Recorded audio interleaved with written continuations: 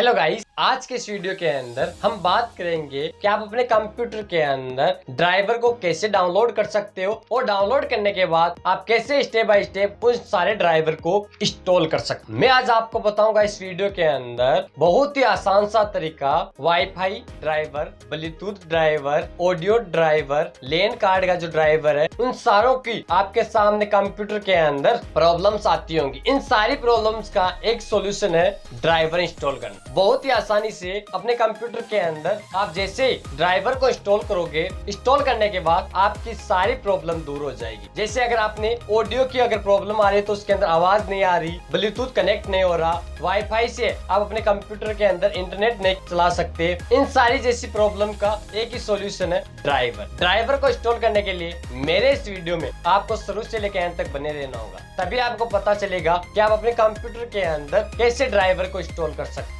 मैं Surendra Prajapat, YouTube channel computer solution 25 में आप सभी का स्वागत है। अगर आप मेरे यूट्यूब चैनल पे नए मेहमान हो तो प्लीज सब्सक्राइब करें, पास ही में ऑल बेल आइकन पर क्लिक करें ताकि ऐसे कंप्यूटर टेक्नोलॉजी से जुड़े हुए और वीडियो का नोटिफिकेशन सबसे पहले आप सभी तक पहुंच सके। दोस्तों, अगर वीडियो अच्छा लगे तो प्लीज लाइक करें, अपने दोस्तों के साथ शेयर जरूर करना दोस्तों, ताकि ऐसी प्रॉब्लम से वो भी सॉल्यूशन पा सके। चलो दोस्तों, वीडियो को शुरू करते हैं।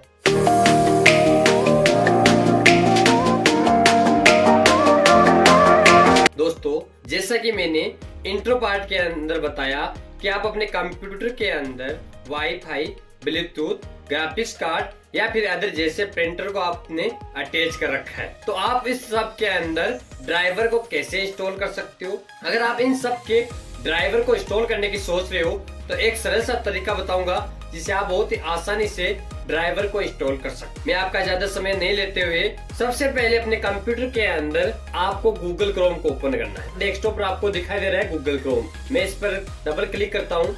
जैसे मैंने डबल क्लिक किया, डबल क्लिक करते ही आपके सामने दिखाई दे रहा है कि मेरा गूगल क्रोम ओपन हो गया। यहाँ पर आपको सर्च बार दिखाई दे रही है, इस सर्च बार पर आपको क्लिक करना है। क्लिक करने के बाद यहाँ पर आपको टाइप करना है गेट इनटू पीसी। टाइप करने के बाद यहाँ से आपको एंटर दबाना है। जैसे आपने एंटर दबाया, एंटर दबाते यहाँ पर आपको गेट इनटू पीसी की साइड ओपन हो गई। इसके अंदर यहाँ पर आपको ऑप्शन दिखाई दे रहा है ऑल सॉफ्टवेयर कैटेगरीज, इस पर आप एक बार क्लिक करना। जैसे क्लिक करोगे, क्लिक करते ही यहाँ पर गेट इनटू पीसी की साइड है, उसके अंदर आपको कई सारे कैटेगरी के यहाँ पर सॉफ्टवेयर आपको मिलेंगे। यहाँ पर आपको नीचे एक सर्च बार दिखाई दे रही है, यहाँ पर आपको सर्च करना है सिनेपी ड्राइवर या फिर आप टाइप कर सकते हो SDI।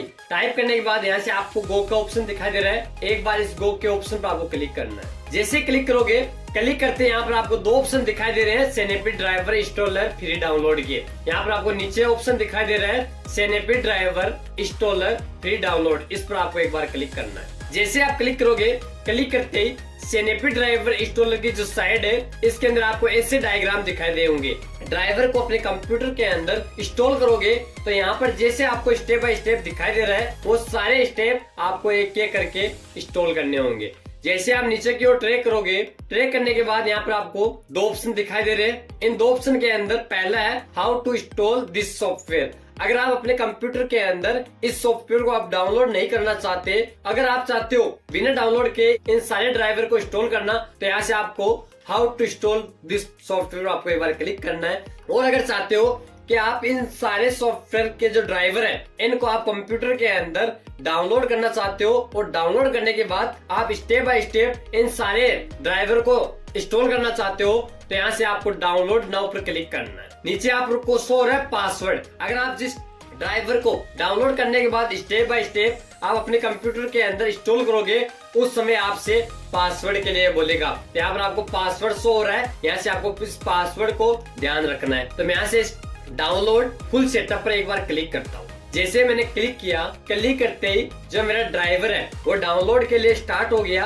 यहाँ पर आपको दिखाई दे रहा है your requested file is on the way. यहाँ पर जो आपकी फाइल है वो डाउनलोड होना स्टार्ट हो रही है। अगर आप चाहते हो कि वो जो फाइल डाउनलोड होना स्टार्ट हुआ या नहीं हुआ, तो यहाँ से आपको 3 डॉट पर क्लिक करना है एक बार। जैसे आप 3 डॉट पर क्लिक करोगे, 3 डॉट पर क्लिक करने के बाद यहाँ पर आपको डाउनलोड्स का ऑप्शन आपको दिखाई दे रहा है, इस पर आपको एक बार क्लिक करना है। क्लिक करने के बाद यहाँ पर आपको दिखाई दे रहा है जो आपने ड्राइवर इंस्टॉल करा है, उस ड्राइवर का फाइल है वो शो हो गई। यहाँ से इसके अंदर कम से कम 10-20 मिनट के अंदर आपकी नेट स्पीड स्लो है तो इसके अंदर समय घंटों के अंदर लगेगा।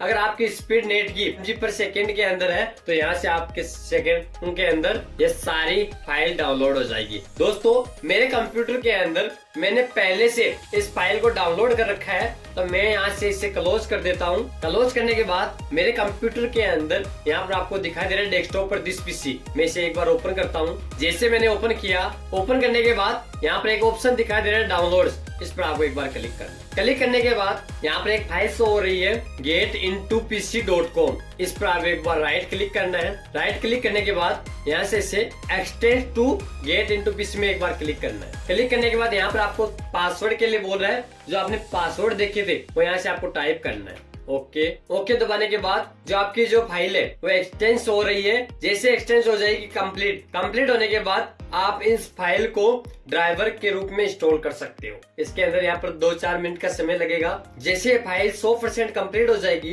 कंप्लीट होने के बाद आप अपने कंप्यूटर के अंदर ड्राइवर को इंस्टॉल कर सकते हो। बहुत ही आसान सा तरीका है जिसे आप अपने कंप्यूटर के अंदर ड्राइवर को इंस्टॉल कर सकते हो। ये ड्राइवर अपने कंप्यूटर के अंदर जिस ड्राइवर को आपने इंस्टॉल नहीं किया है वो ऑटोमेटिकली स्कैन कर लेगा और स्कैन करने के बाद ये सारे ड्राइवर को इंस्टॉल भी कर देगा। अगर आपको वीडियो अच्छा लगे तो लाइक करना, दोस्तों के साथ जरूर शेयर करना और दोस्तों मेरे को कमेंट करके जरूर बताना कि आपने इस प्रोसेस को किया या न किया। यहाँ पर आपको दिखाई दे रही है नीचे प्रोसेस चल रही है। ये जैसे यहाँ पर प्रोसेस कंप्लीट 100% हो जाएगी तो ये फाइल एक्सटेंस में चेंज हो जाएगी। आपके सामने दिखाई दे रही है कि अभी जो प्रोसेस है वो चल रही है, 93% कंप्लीट हो चुकी है। इसके अंदर आप कम से कम 1 मिनट का समय लगेगा जिससे आपकी जो प्रोसेस है फाइल की वो सारी कंप्लीट हो जाएगी। जैसे ये 100% कंप्लीट हो जाएगी, कंप्लीट होने के बाद जो हमारा स्नैपी ड्राइवर है वो इंस्टॉल होना कंप्लीटली काम करने लगेगा। जैसे आपके सामने दिखाई दे रहा है 100% कंप्लीट होने वाली है। जैसे कंप्लीट हो चुकी है आपके सामने दिखाई दे रही है फाइलें। यहाँ पर ऊपर आपके सामने दिखाई दे रही है फाइल, इस फाइल पर आपको क्लिक करना है। क्लिक करने के बाद यहाँ पर फाइल आपको दिखाई दे रही है। इस फाइल पर आपको जैसे क्लिक करोगे, क्लिक करने के बाद यहाँ पर आपको शो हो रहा है SDI 64 बिट। यहाँ से मैं इसे मिनिमाइज करता हूँ। दोस्तों अगर आपने अपने कंप्यूटर के अंदर जो ऑपरेटिंग सिस्टम है वो ऑपरेटिंग सिस्टम अगर आपने 32 बिट के अंदर इंस्टॉल कर रखा है, ड्राइवर इंस्टॉल करते समय यहाँ पर आपको 32 बिट आपको टाइप करना है। अगर आपने 64 बिट के अंदर ऑपरेटिंग सिस्टम को इंस्टॉल कर रखा है तो यहाँ से आपको दिखाई दे रहा है कि 64 बिट के अंदर ये इंस्टॉल हो रहे हैं। आप कैसे अपने कंप्यूटर के अंदर चेक कर सकते हो कि मेरा जो ऑपरेटिंग सिस्टम मैंने इंस्टॉल कर रखा है वो 32 बिट के अंदर है या फिर 64 बिट के अंदर। तो यहाँ से आपको दिस पीसी पर राइट क्लिक करना है। राइट क्लिक करने के बाद यहाँ पर प्रॉपर्टीज पर आपको एक बार क्लिक करना है। जैसे आप प्रॉपर्टीज पर क्लिक करोगे, क्लिक करने के बाद यहाँ पर आपको दिखाई दे रहा है system type 64 bit operating system. अगर आपने अपने कंप्यूटर के अंदर 32 बिट के अंदर ऑपरेटिंग सिस्टम को अगर इंस्टॉल कर रखा है तो यहाँ पर 32 बिट ऑपरेटिंग सिस्टम आपको दिखाई दे रहा होगा।